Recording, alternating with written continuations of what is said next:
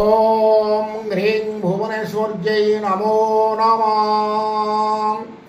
आपणकर झीर विवाहर हो पारुना बारंबार भांगी जाऊँगी प्रस्ताव आसिकी निष्पत्ति हो पारुना यही परिस्थिति रे शीघ्र विवाहर होगापाई आमर तंत्र शास्त्र रे सरल प्रयोग बा प्रतिकार व्यवस्था रही अछि।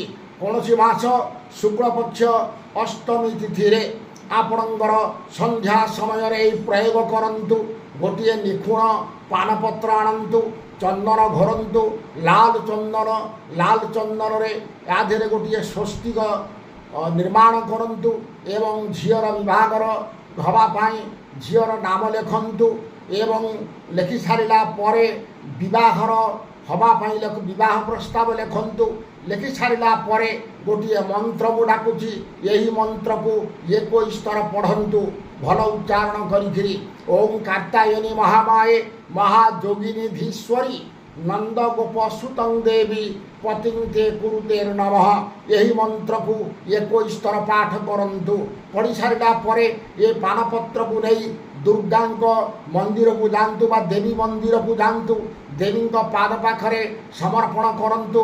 साष्टांग प्रणाम करी एकमुहाई घर को आसतु।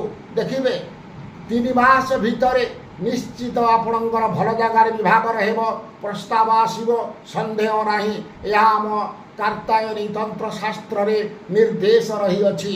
रहुछि नमस्कार। जय जगन्नाथ, जय मां कामाक्षा।